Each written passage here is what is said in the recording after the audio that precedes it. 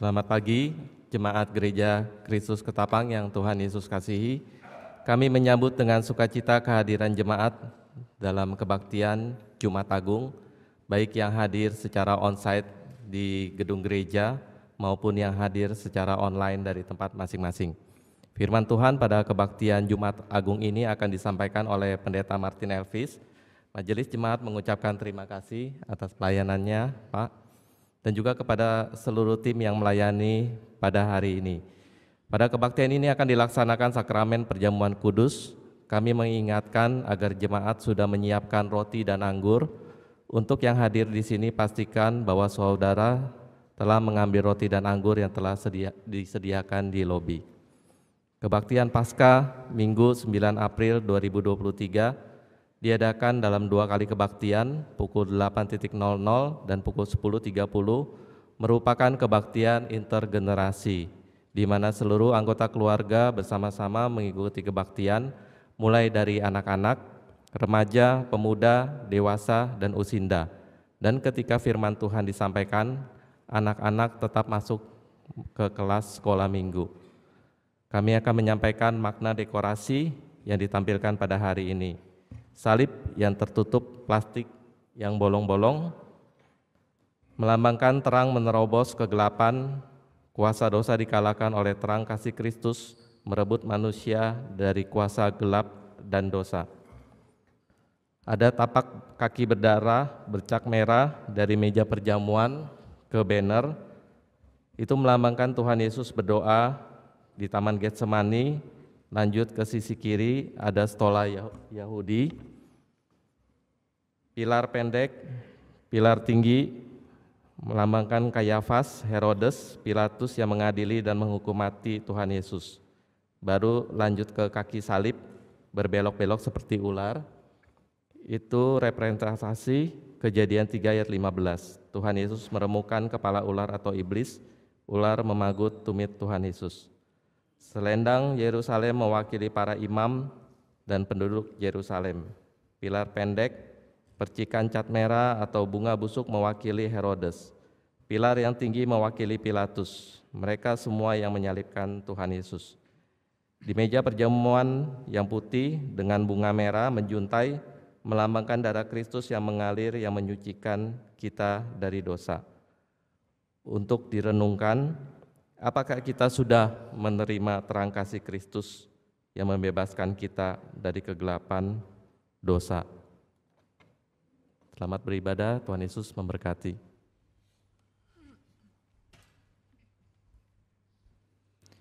Jemaat yang dikasihi Tuhan, selamat pagi, Shalom. Kita bersyukur kepada Tuhan karena kasih-Nya yang besar. Kita dapat bersama-sama beribadah di hari Jumat Agung ini disertai dengan perjamuan kudus.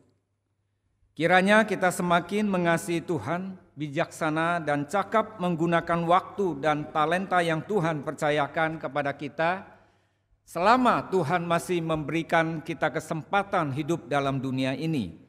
Kiranya Tuhan menolong dan memampukan kita melakukan firman-Nya. Mari saya persilakan kita semua berdiri. Marilah kita datang ke hadirat Tuhan dengan penuh sukacita, memuji Tuhan, mendengarkan dan melakukan firman Tuhan dengan segenap hati. Dengarkanlah firman Tuhan dari kitab Mazmur pasal 95 ayat 1-3 yang mengatakan, marilah kita bersorak-sorai untuk Tuhan, bersorak-sorak bagi gunung batu keselamatan kita. Biarlah kita menghadap wajah-Nya dengan nyanyian syukur, bersorak-sorak baginya dengan nyanyian mazmur. Sebab Tuhan adalah Allah yang besar dan Raja yang besar mengatasi segala Allah. Suci, suci. Suci, suci, suci, Allah Maha Kuasa, kami sehari menaikkan pujian. Suci, suci,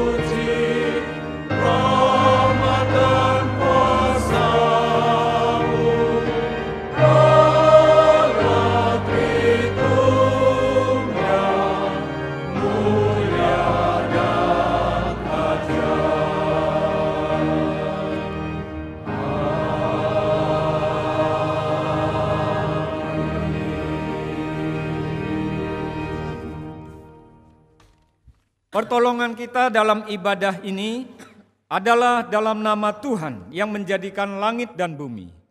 Allah yang Maha Kasih, yang kasih setianya kekal sampai selama-lamanya.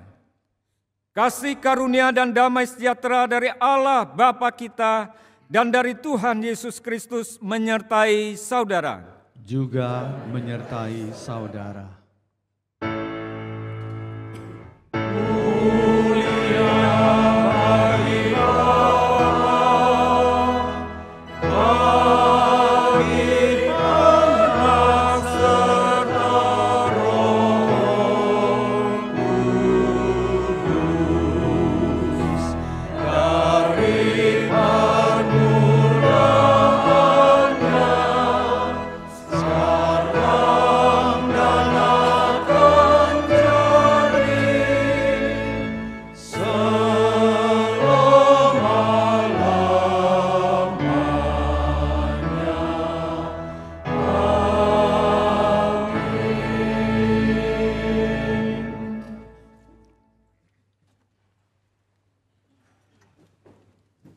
Matius 26 ayat 28 sebagai nas pembimbing yang mengatakan, sebab inilah darahku, darah perjanjian yang ditumpahkan bagi banyak orang untuk pengampunan dosa. Dengan sukacita kita sambut, berilah hormat namanya.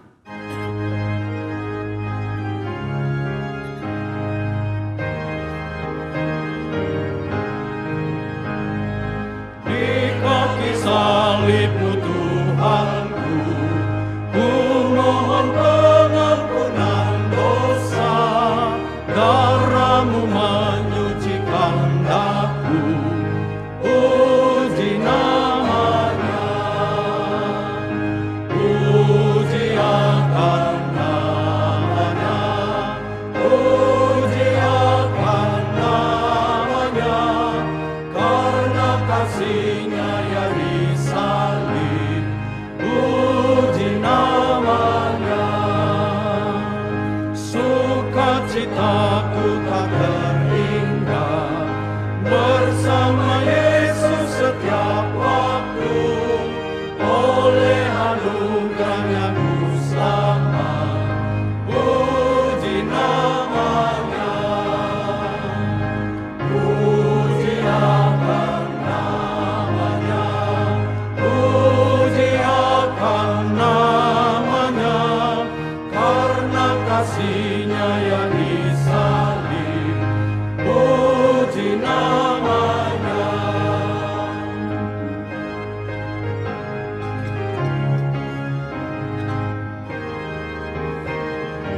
Bersama-sama, Darah-Nya menghapuskan dosa, dalamnya ku berbahagia, ku diselamatkan, disucikan, puji namanya. katakan saudara-saudara, Puji akan namanya, puji akan namanya, karena kasih-Nya yang disalib, puji namanya. puji Tuhan. 2 Raja-Raja 17 ayat 38 dan 39 sebagai hukum Tuhan pada pagi hari ini mengatakan, janganlah kamu melupakan perjanjian yang telah kuadakan dengan kamu, dan janganlah kamu berbakti kepada Allah lain, melainkan kepada Tuhan Allahmu kamu harus berbakti, maka Ia akan melepaskan kamu dari tangan semua musuhmu. Kita sama-sama memuji Tuhan bersama paduan suara kemuliaan salib.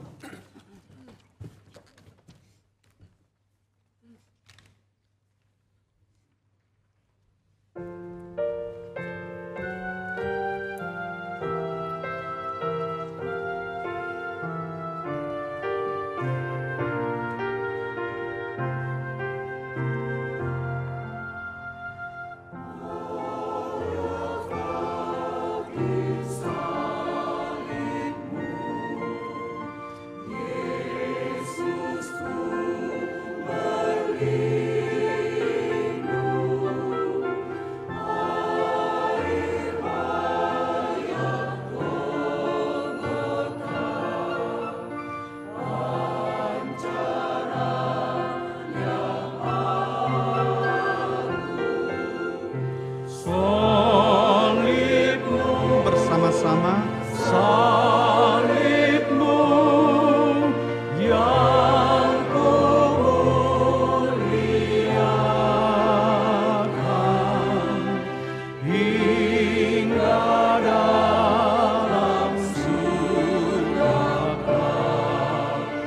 ada perhentian.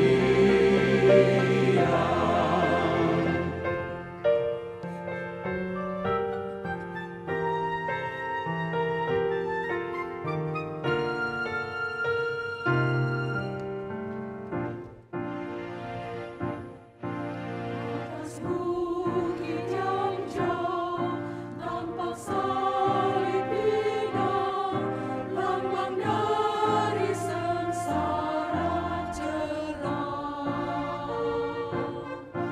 Pada salib itu Tuhanku terpaku, menebus dosa isi dunia. Bersama-sama. Aku kasih akan salibnya hingga tiba saat ajal bertemu. Ku tetap memegang salibnya sampai ku terima mahkotaku. Aku kasih akan salibnya hingga tiba saat ajal bertemu. Ku tetap memegang salibnya sampai ku terima mahkotaku.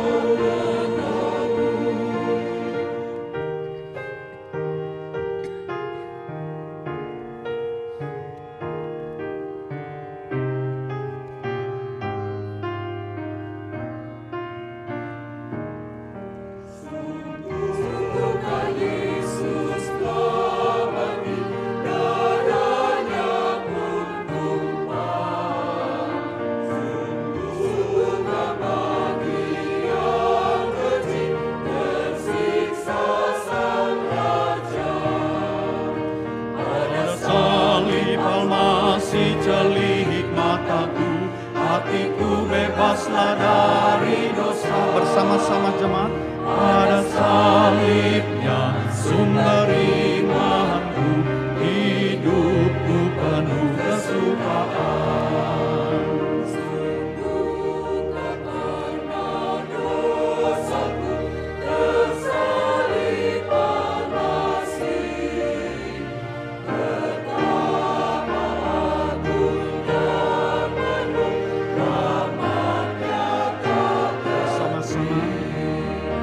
Pada salib Almasih celik mataku, hatiku bebaslah dari dosa. Pada salibnya sumber imanku, hidupku penuh kesukaan. salibmu, salibmu yang kumuliakan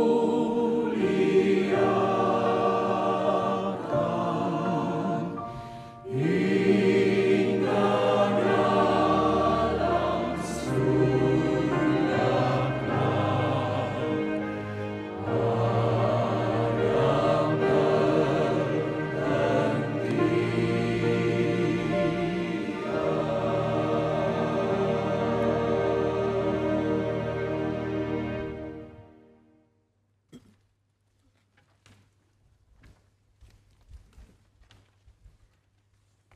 Mari secara pribadi kita datang di hadapan Tuhan. Masing-masing pribadi kita mengakui segala dosa dan pelanggaran kita.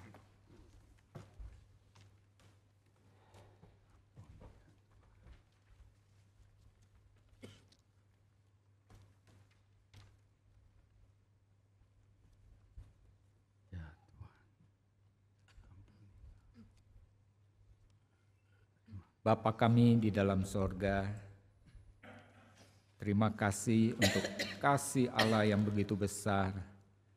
Engkau datang mencari kami orang berdosa. Bahkan Engkau menderita dan mati di atas kayu salib untuk menyelamatkan kami, ya Tuhan. Pagi ini kami semua datang di hadapan Tuhan dengan penuh kesadaran bahwa tidak ada satupun perbuatan baik kami atau hidup kami yang dapat menguduskan diri kami sendiri. Tapi kami sungguh berdasarkan anugerah pengampunan yang dari Tuhan, yang menguduskan kami karena darah Kristus yang tercurah di atas kayu salib. Engkau tahu akan setiap pribadi kami, ya Tuhan. Engkau telah mendengar semua pengakuan dari hati kami yang terdalam. Ampunilah kami, ya Tuhan. Sucikanlah kami. Pimpinlah supaya hidup kami terus mau mengikut Tuhan dengan setia. Kami mau rela menyangkal diri, pikul salib ikut Tuhan, supaya kami mengalami pembaharuan, semakin serupa segambar dengan Kristus, memuliakan Tuhan dalam hidup kami. Terima kasih Bapa, di dalam nama Tuhan Yesus Kristus kami menaikkan doa pengakuan kami. Amin. Jemaat dipersilakan berdiri.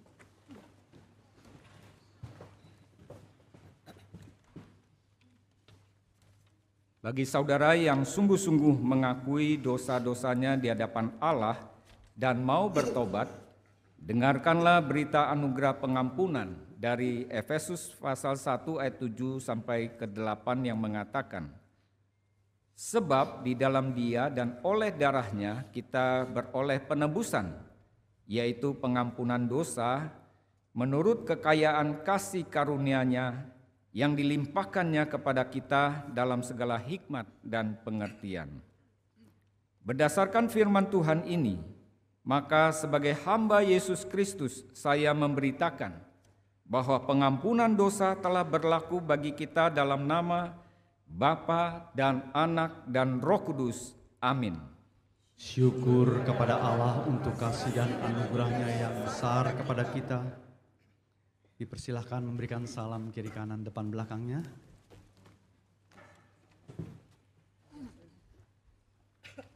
Mari dengan sukacita kita katakan, terpujilah Allah, to God be the glory.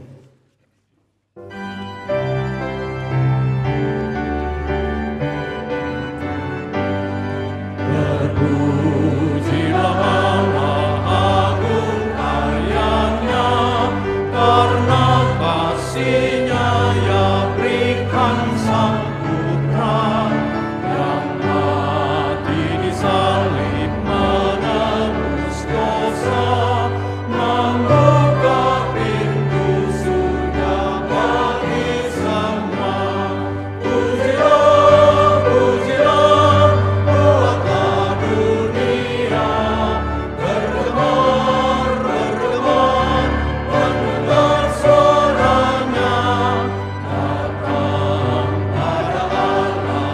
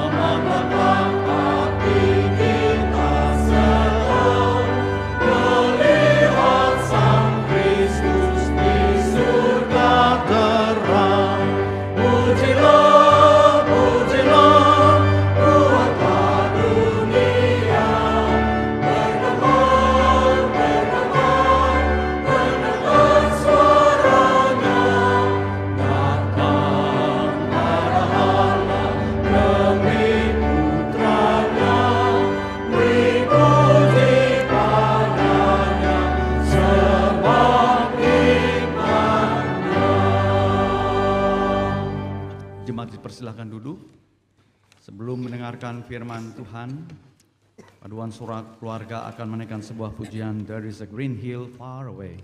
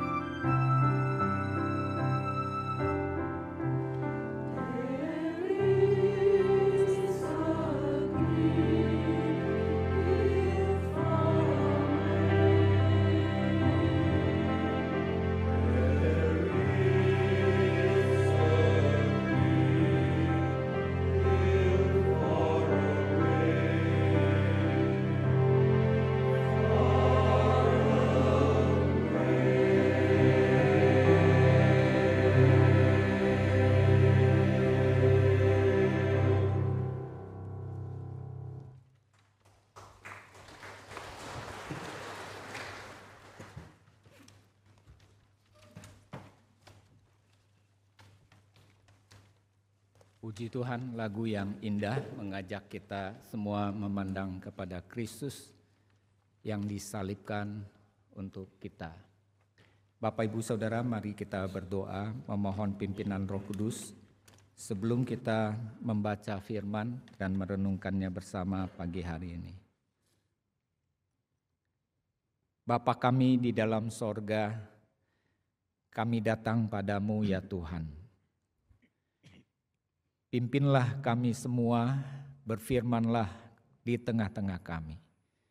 Roh Allah kiranya menuntun kami ke dalam kebenaran, sebab kami tidak bisa mengerti hanya berdasarkan pengetahuan kami semata. Kami bisa mengenal Tuhan dan kebenaran Tuhan karena Tuhan sendirilah yang mengwahyukannya kepada kami, dan Roh Allah yang memungkinkan kami dapat memahami dan mengerti. Kuduskan dan layakkan kami semua ya Tuhan, supaya itu tidak menjadi penghalang bagi kami di dalam menerima sabda-Mu. Pimpinlah hamba-Mu yang terbatas ini, mohon pimpinan penyertaan Tuhan sehingga pemberitaan firman Tuhan dapat disampaikan dengan benar. Terpujilah nama Tuhan. Di dalam nama Tuhan Yesus Kristus kami menaikkan syukur dan doa kami. Amin. Bapak, Ibu, Saudara yang dikasihi Tuhan, selamat pagi, Shalom. Tema firman Tuhan hari ini adalah begitu besar kasih Allah. Tadi kalau Bapak Ibu Saudara perhatikan apa yang dinyanyikan oleh paduan suara keluarga, ada syair yang mengatakan for God so love, ya. Ada kata so di depan itu, ya, so. Itu beda kalau tidak pakai so, ya. Begitu besar kasih Allah, ya. Seperti tema kita, begitu besar kasih Allah atas kita sekalian. Mari kita membuka kitab suci di dalam Yohanes pasal 3 ayat 16. Kita baca satu ayat saja. Yohanes 3 ayat 16. Saya meminta dengan hormat kita baca bersama-sama, baik terjemahan lama maupun terjemahan edisi kedua. Ayat ini sama, ya, ayat 16. 3, 2, 1. Karena begitu besar kasih Allah akan dunia ini, sehingga Ia telah mengaruniakan anaknya yang tunggal, supaya setiap orang yang percaya kepadanya tidak binasa, melainkan beroleh hidup yang kekal. Amin. Berbahagialah setiap orang yang mendengarkan firman Allah dan yang memeliharanya dengan setia dalam kehidupannya. Hosiana. Hosiana, Hosiana, Hosiana.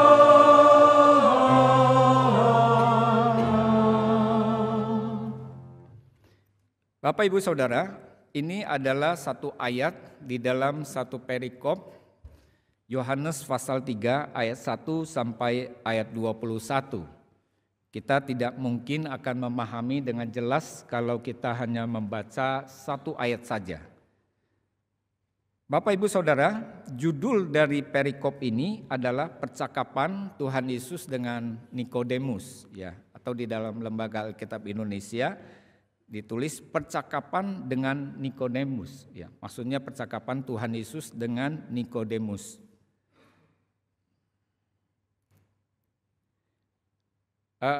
Ayat-ayat yang saya akan bacakan diambil dari Alkitab Terjemahan Baru edisi kedua dari Lembaga Alkitab Indonesia. Nanti Bapak Ibu bisa melihat ada beberapa kata yang lebih diperjelas, ya. Dan tapi konten atau isi yang penting tentu tidak berubah, ya. Itu penting karena terjemahan ini memperhatikan dengan sungguh-sungguh. Bapak, Ibu, Saudara, Yohanes pasal 3 mulai dengan ayat pertama dan kedua berbicara tentang ada seorang Farisi yang bernama Nikodemus. Dia seorang pemimpin Yahudi. Terjemahan lama menulis pemimpin agama Yahudi. Ya. Ia datang pada malam kepada Yesus dan berkata, "Rabi, kami tahu bahwa engkau datang sebagai guru yang diutus Allah. Sebab tidak ada seorang pun yang dapat mengadakan tanda-tanda yang engkau adakan itu jika Allah tidak menyertainya."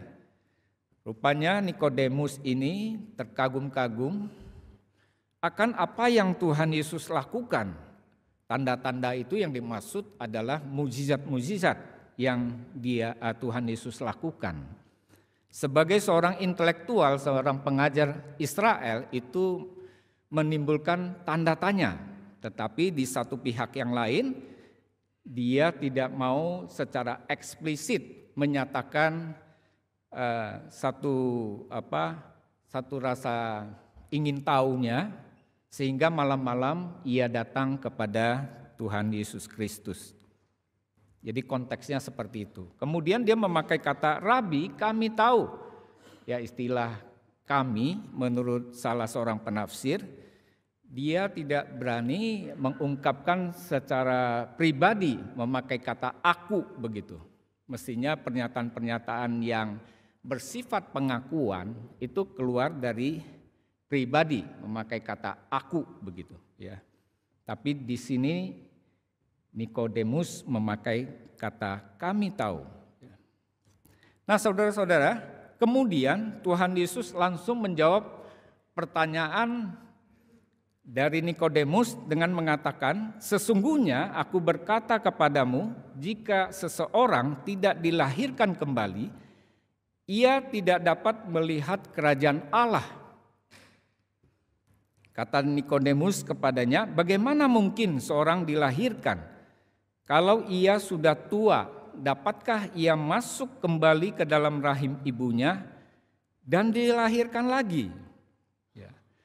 Nah, di sini kita melihat di dalam percakapan Tuhan Yesus dan Nikodemus ada dua topik ya, subjek pembicaraan yang penting sekali yang sekarang pada zaman ini jarang disebutkan lagi. Yang pertama adalah born again, kelahiran baru.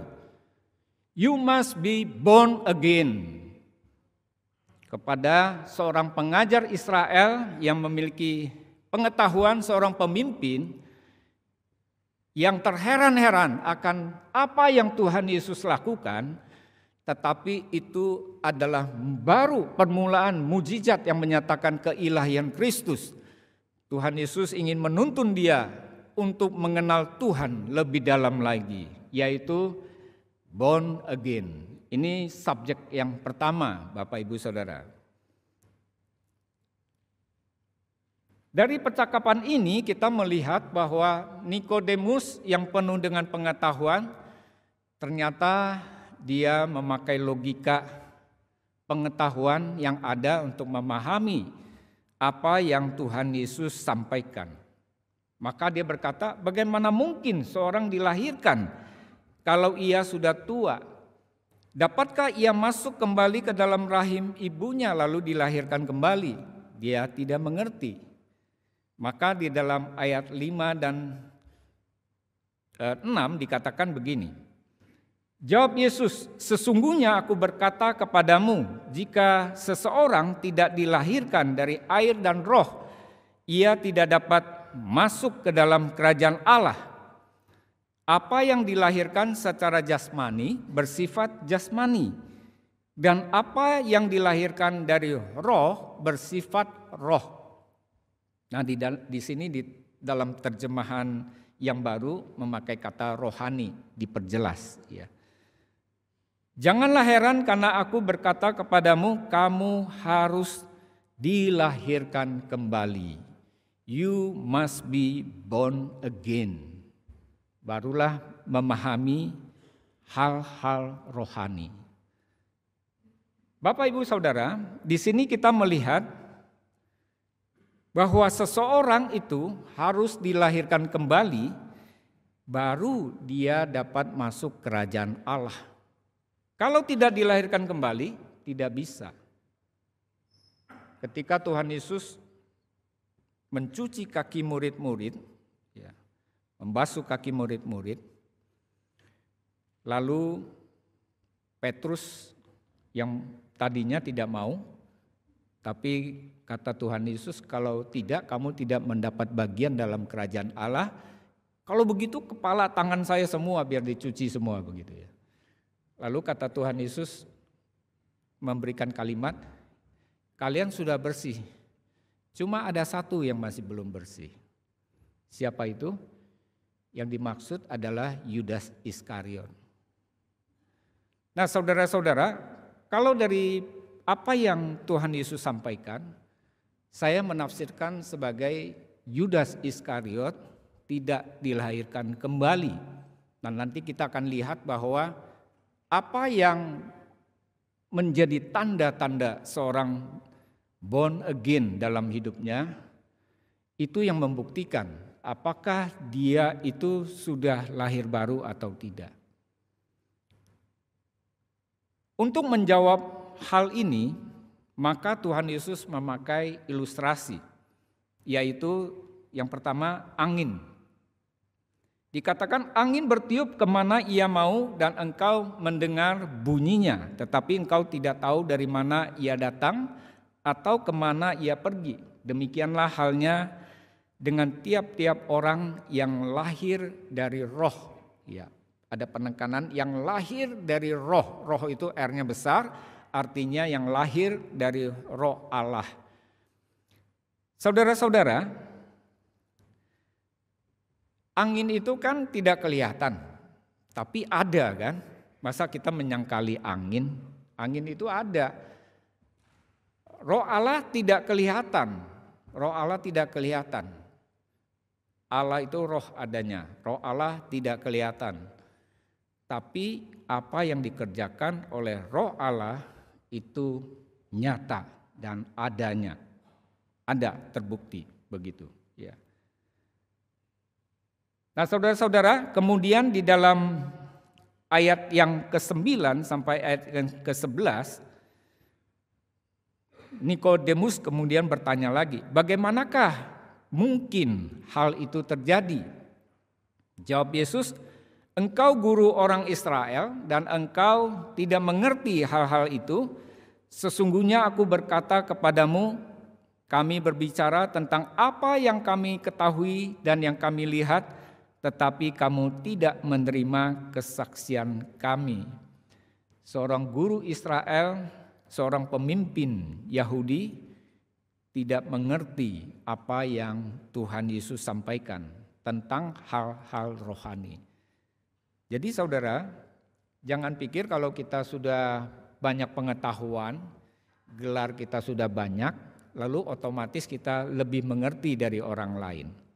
Yang saya temukan berbeda saudara. Makin orang belajar makin tinggi, dia lalu merasa dia makin hebat, dia makin menyangkal Alkitab.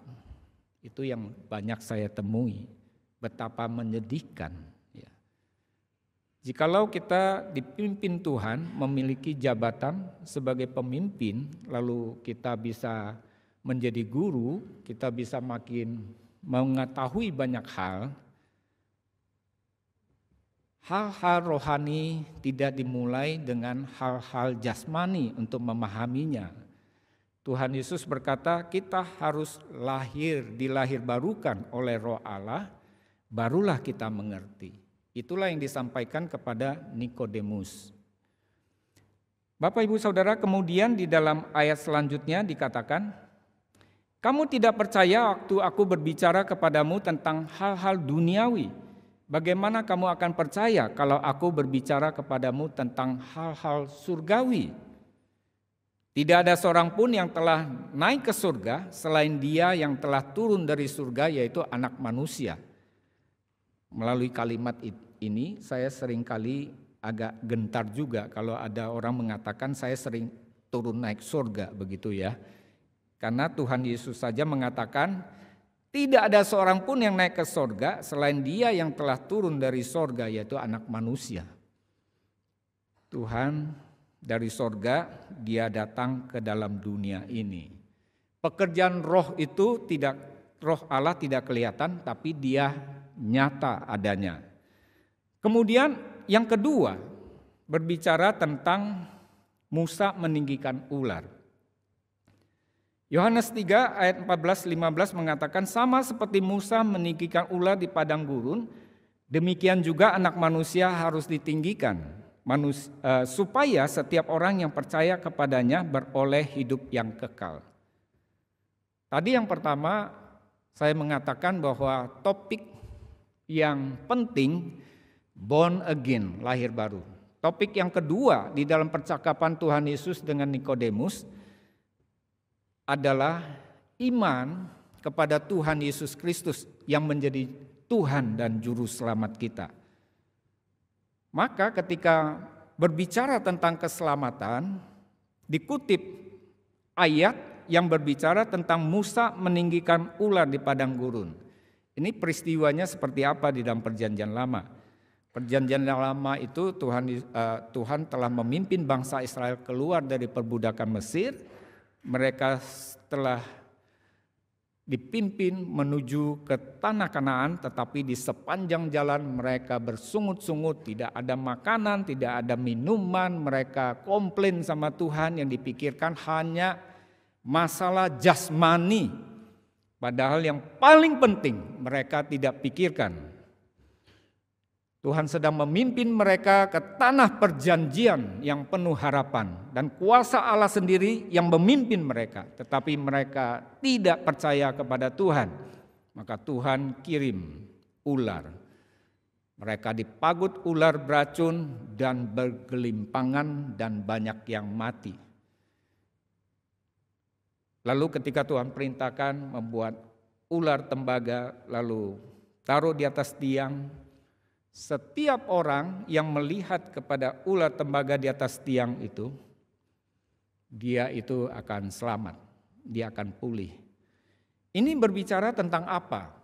Ini berbicara tentang sebetulnya kita semua manusia berdosa dan akan binasa, saudara. Seperti dekorasi pada hari ini yang menyatakan kepada kita, kita manusia berdosa. Dan kita tidak bisa menghapuskan dosa kita dengan perbuatan kita, dengan apapun yang ada dalam hidup kita.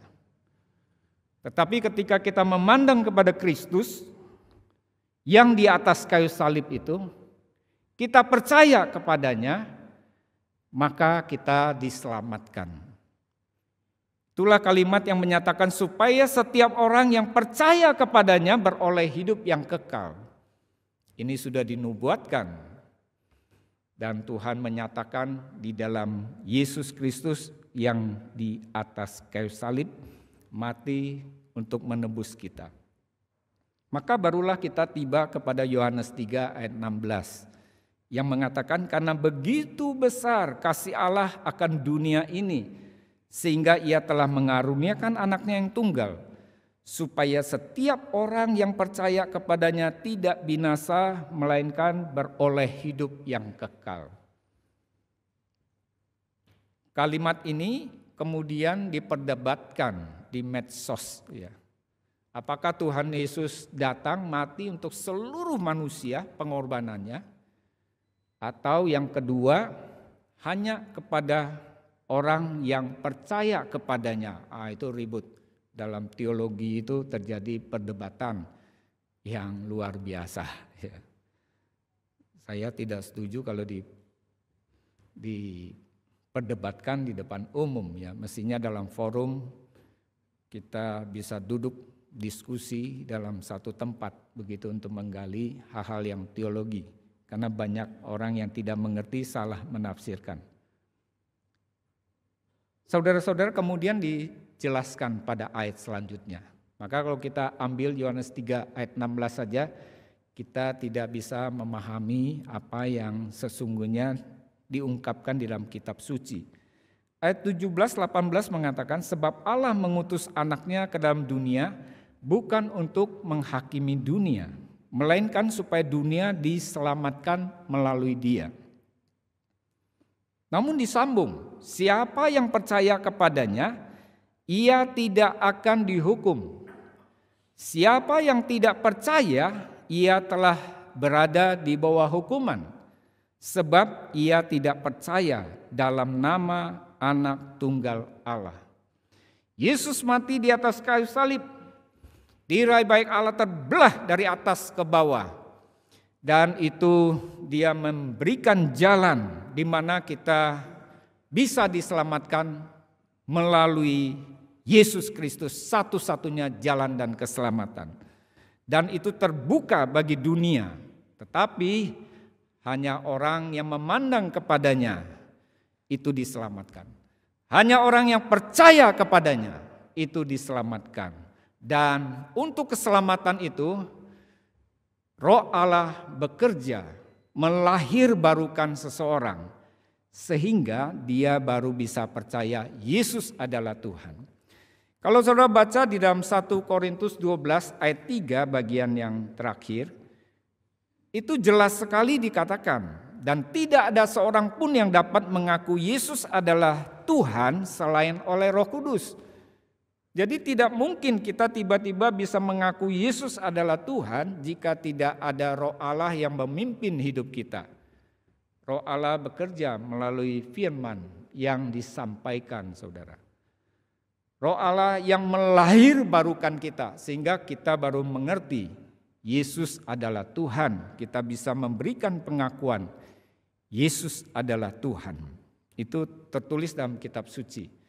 Jadi kalau kita mengaku hari ini berkata, saya percaya Yesus adalah Tuhan, itu artinya Roh Allah sudah ada di dalam diri kita.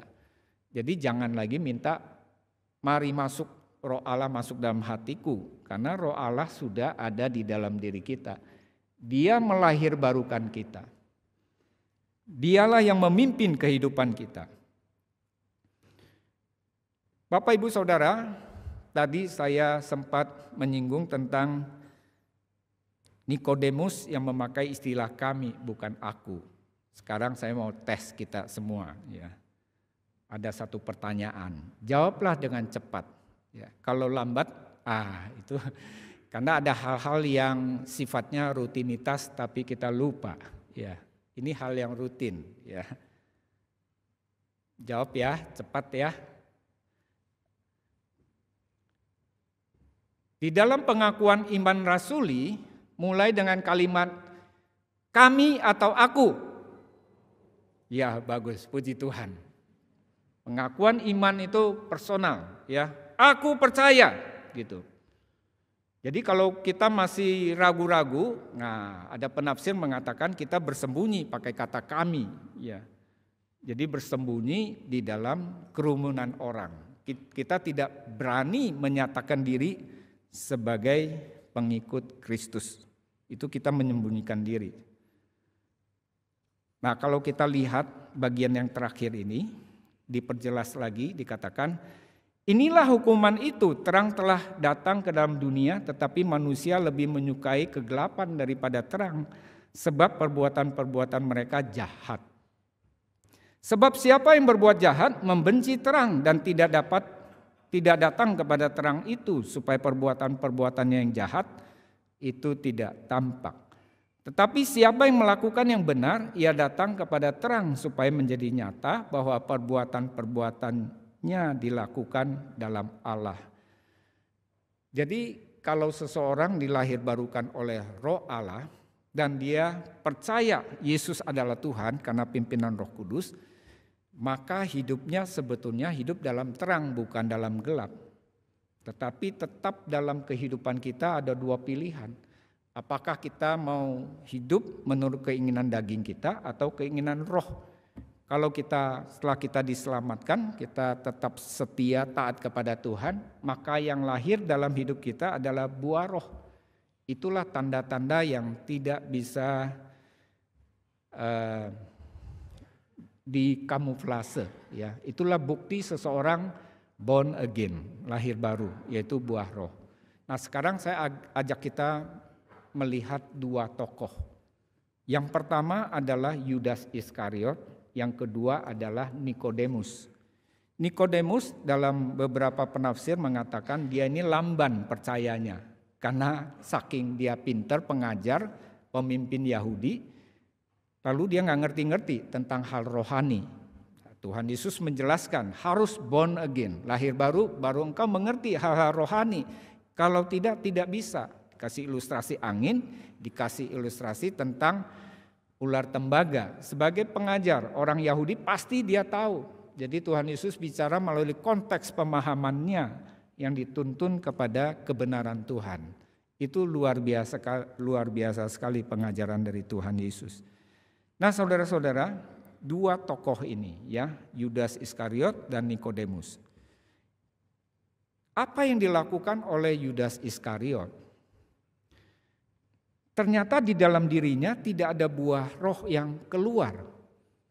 Melainkan dia pikirkannya apa? Di dalam Alkitab ketika Maria menumpahkan buli-buli yang berisi minyak narwastu itu, dia bilang, wah, ini kalau dijual 300 dinar, upah 1 tahun orang kerja. Masa dibuang-buang begitu saja? Maria yang begitu mengasihi Tuhan, dia tuangkan, dia seka dengan rambutnya. Luar biasa, satu penghormatan kepada Tuhan Yesus yang luar biasa sekali. Tetapi Yudas merasa dia membela karena ini bisa kalau masuk uang kas kan gede gitu ya. Tapi Alkitab mengatakan karena dia mau mengambil uang itu.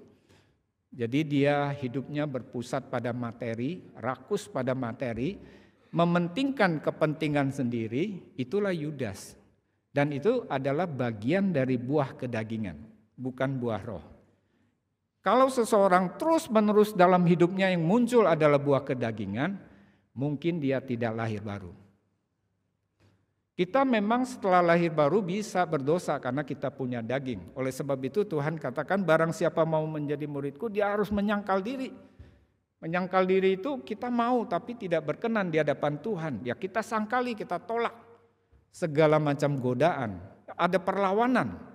Tetapi kalau kecenderungan kita terus-menerus melakukan dosa tanpa ada rasa bersalah, berdosa di hadapan Tuhan, you must be born again. Kalau tidak, engkau tidak bisa masuk kerajaan Allah. Apapun jabatan saudara. Apapun, berapa tinggi pun pengetahuan saudara percuma. Maka kasih Tuhan kepada Nikodemus luar biasa. Langsung to the point, bicara tentang kelahiran baru. Dan kemudian Alkitab mencatat saudara. Ya. Yohanes 7, ini kan kita bicara Yohanes 3 ya. Yohanes 7 dikatakan begini dalam ayat 50-51. Nikodemus seorang dari mereka yang dahulu telah datang kepadanya, kepada Tuhan Yesus, berkata kepada mereka, adakah hukum Taurat kita menghukum seseorang sebelum ia didengar dan sebelum orang mengetahui apa yang telah dibuatnya? Nikodemus membela Tuhan Yesus ketika Tuhan Yesus mau diadili. Kalau tadinya datang malam-malam, tidak berani secara eksplisit. Sekarang di pasal 7 dia mengalami perubahan. Dia memprotes orang-orang yang mengadili, yaitu rekan-rekannya juga. Dia berani berbicara untuk menyatakan ini salah nih, apa yang dilakukan pengadilan kepada Kristus. Kemudian saudara tidak berhenti sampai di sana. Yohanes 19 ayat 38-39 mengatakan demikian. Sesudah itu Yusuf dari Arimatea, yang murid Yesus, tetapi sembunyi-sembunyi karena takut kepada orang-orang Yahudi, meminta kepada Pilatus supaya ia diperbolehkan menurunkan mayat Yesus. Dan Pilatus meluluskan permintaannya itu. Lalu datanglah ia dan menurunkan mayat itu. Juga Nikodemus datang ke situ. Dialah yang mula-mula datang waktu malam kepada Yesus. Ia membawa campuran minyak mur dengan minyak gaharu, kira-kira 50 kati beratnya, itu sekira 30 kilogram. Mur dan gaharu itu mahal saudara. Kan persembahan kepada Tuhan Yesus waktu kelahiran kan emas, kemenyan dan mur. Ya. Kalau Maria mencurahkan pualam yang berisi minyak narwastu itu setengah kati.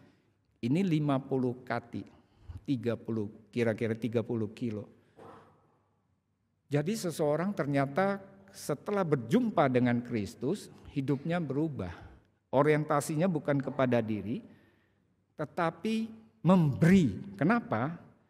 Karena yang paling berharga itu bukan materi, saudara. Bukan. Kalau kita mengagungkan materi, kita kejar-kejar jabatan, titel, materi, suatu saat saudara akan mencapai sampai titik puncak, saudara akan berkata sia-sia seperti yang Salomo sudah lakukan. Alkitab sudah berbicara kepada kita.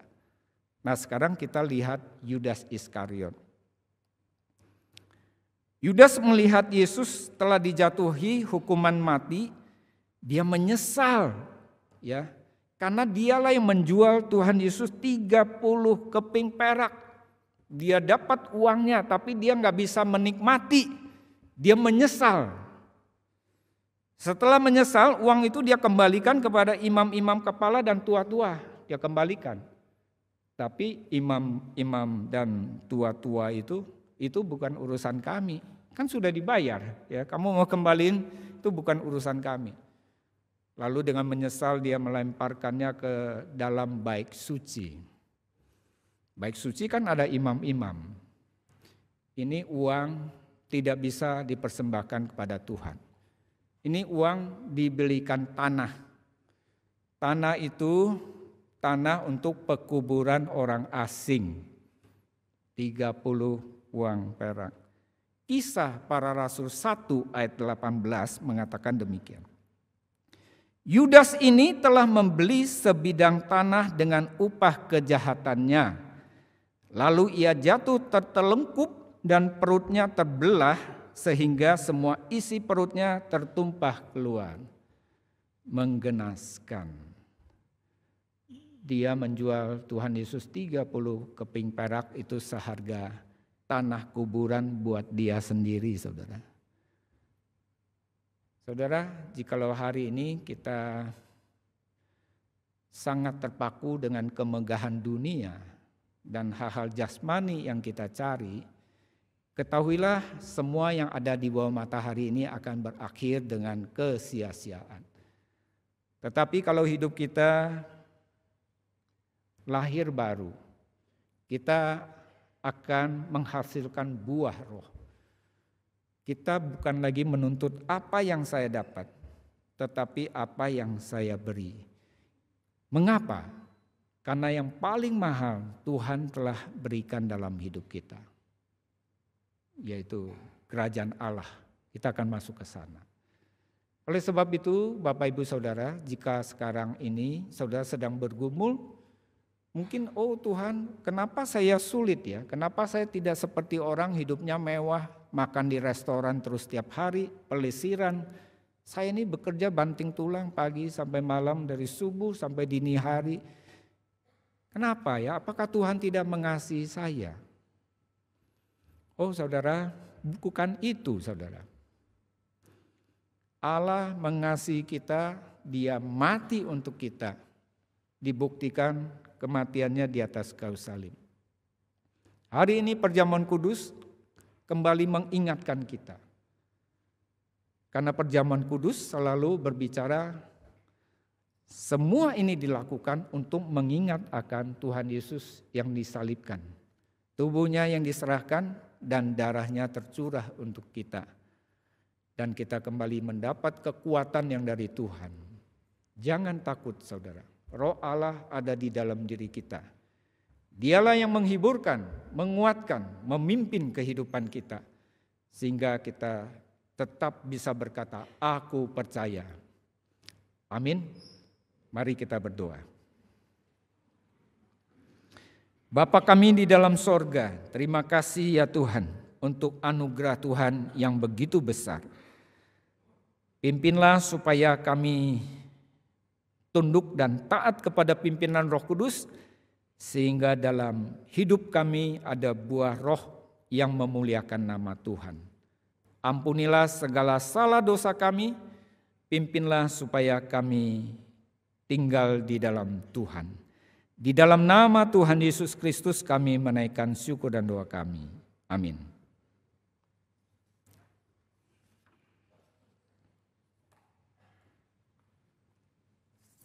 Jemaat diundang untuk bangkit berdiri.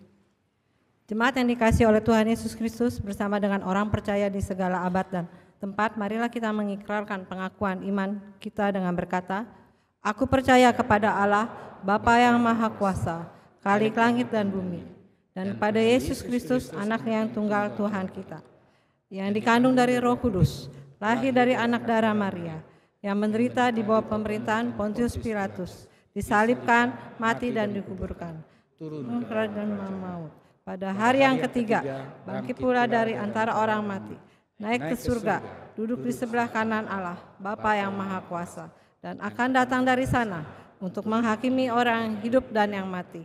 Aku percaya kepada Roh Kudus, gereja yang kudus dan am, pengakuan orang kudus, pengampunan dosa, kebangkitan orang mati, dan hidup yang kekal. Amin. Persilakan duduk. Silakan duduk. Ya, dengan penuh sukacita Bapak Ibu setelah mendengarkan firman dan perjamuan kudus Tuhan, Kita akan memberikan persembahan syukur sebagai rasa terima kasih kita kepada Tuhan sambil mengingat firman Tuhan dari Mazmur 54 ayat ke-8. Dengan rela hati aku akan mempersembahkan korban kepadamu, bersyukur sebab namamu baik ya Tuhan. Bapak Ibu, persembahan bisa dilakukan melalui transfer BCA atau BNI atau melalui scan QR code yang ada di sekitar tempat duduk, atau bagi Bapak Ibu yang online terkendala melalui transfer bisa menyimpan uang tersebut dan membawanya ke kantor gereja. Atau bagi Bapak Ibu yang hadir saat ini, gaptek gitu ya, kagok pakai aplikasi, bisa memasukkan persembahan itu di dalam amplop dan sudah dipersiapkan kotak persembahan di sebelah luar. Mari kita menaikkan pujian Hitung Berkat Tuhan.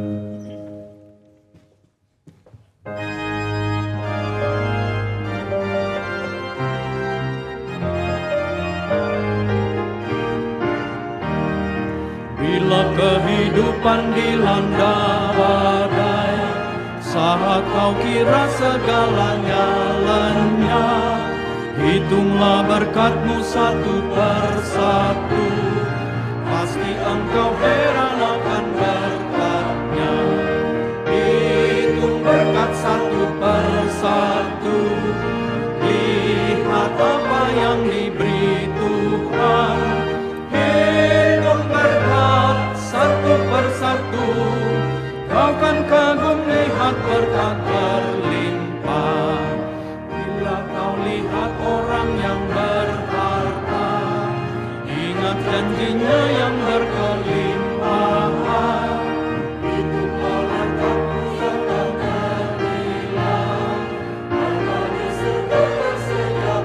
Bersama-sama katakan, hitung berkat satu persatu, lihat apa yang diberi Tuhan. Hitung berkat satu persatu, kau kan kagum lihat berkat berlimpah.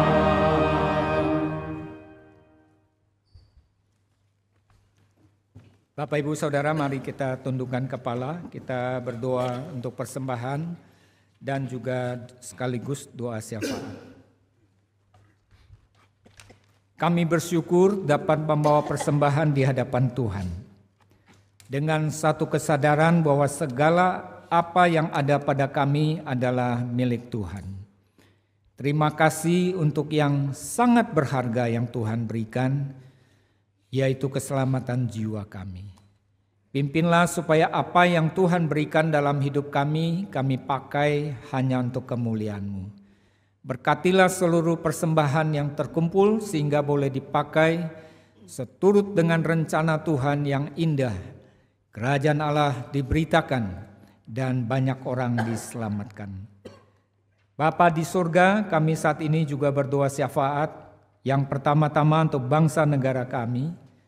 Kami berdoa untuk pemerintah yang menjalankan tugas. Tuhan yang memberikan hikmat bijaksana dan takut akan Tuhan, sehingga seluruh tatanan negara ini dapat berjalan dengan baik. Kami berdoa untuk pergumulan masalah politik, ekonomi, sosial, budaya, pertahanan, dan keamanan. Mohon Tuhan memimpin, sehingga negara yang besar ini ya Tuhan, tetap bersatu sebagai negara Republik Indonesia yang memiliki kesatuan. Tuhan yang menolong, menjauhkan dari segala rongrongan dan upaya-upaya untuk menghancurkannya. Pimpin supaya kami sebagai warga negara yang baik juga melaksanakan tugas kami masing-masing dengan baik. Terima kasih Tuhan. Kami berdoa untuk seluruh sekolah tinggi teologi, seluruh sinode, gereja, lembaga, dan yang lainnya yang melayani Tuhan, supaya terus menjadi terang dan berkat dalam pelayanan yang holistik bagi kemuliaan Tuhan dan berdampak untuk negara kesatuan Republik Indonesia. Tuhan pimpin supaya diberikan kekuatan dan tuntunan yang tidak menyimpang dari jalan Tuhan. Kami berdoa juga khususnya untuk Gereja Kristus Ketapang, agar kami terus mengarahkan diri kami kepada visi yang Tuhan berikan. menjadi keluarga misioner. Kami tidak melupakan bahwa kami rindu menjadi anak-anak Tuhan yang memberitakan kabar keselamatan yang memiliki nilai kekekalan. Tuhan memberkati rencana dan program secara menyeluruh di dalam gereja, sehingga dapat berjalan sesuai dengan kehendak Tuhan.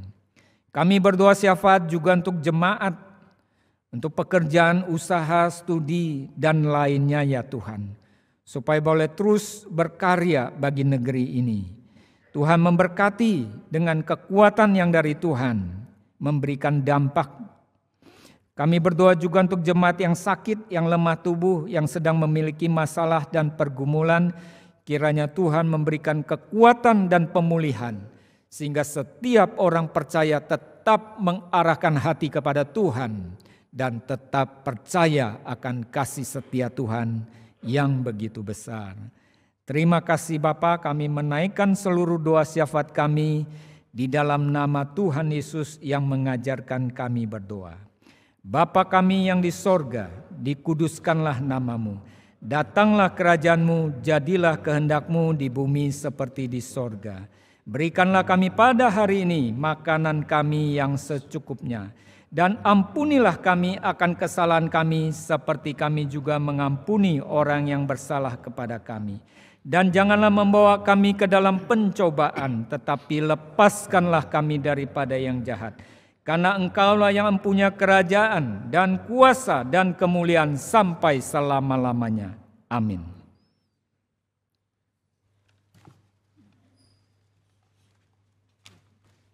Mari kita berdiri.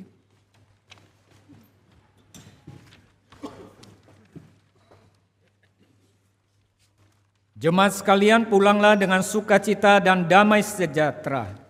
Kami pulang dengan penuh sukacita dan damai sejahtera Tuhan. Arahkanlah hatimu senantiasa kepada Tuhan. Kami mengarahkan hati kami senantiasa kepada Tuhan Gembala kami yang baik. Bersukacitalah senantiasa dalam Tuhan dan jadilah saksi Tuhan yang setia. Kami bersukacita senantiasa karena Tuhan dan siap menjadi saksi-saksinya yang setia.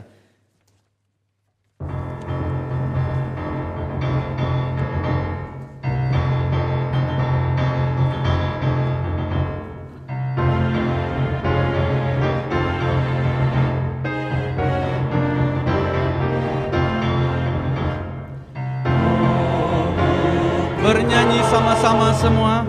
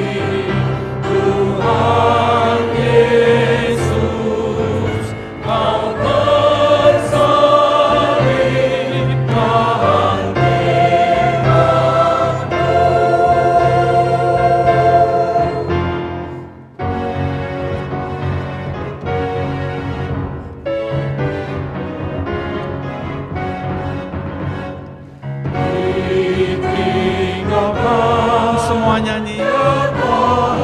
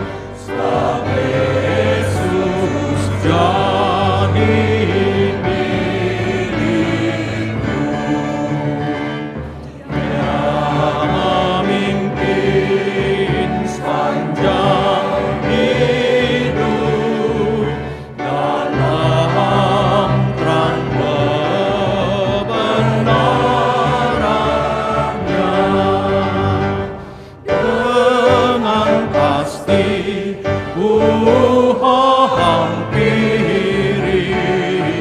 kata anugerah Tuhanku. Agung benar kasih Tuhan, Kau tersalib gantikanku.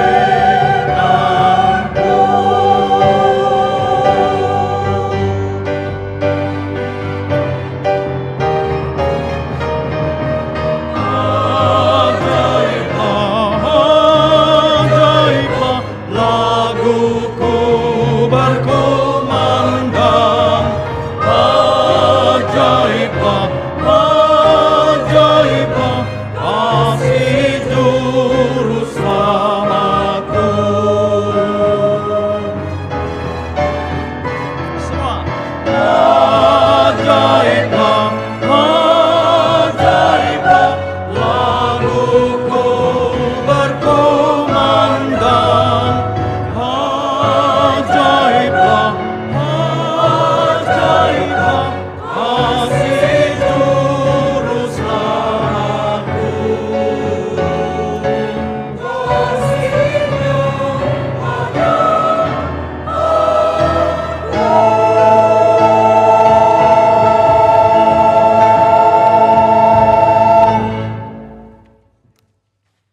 Jemaat yang dikasihi Kristus, arahkanlah hatimu senantiasa kepada Tuhan dan terimalah berkat Tuhan.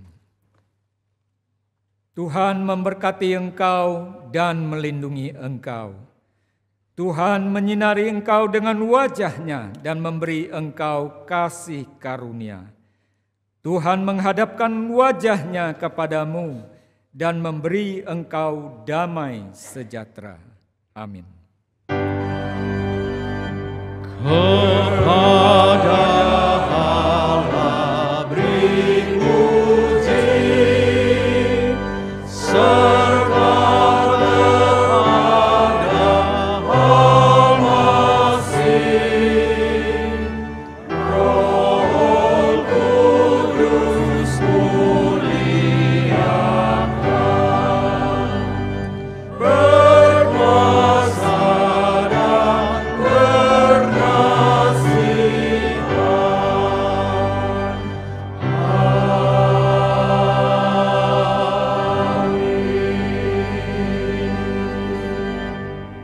Saat teduh, Tuhan memberkati.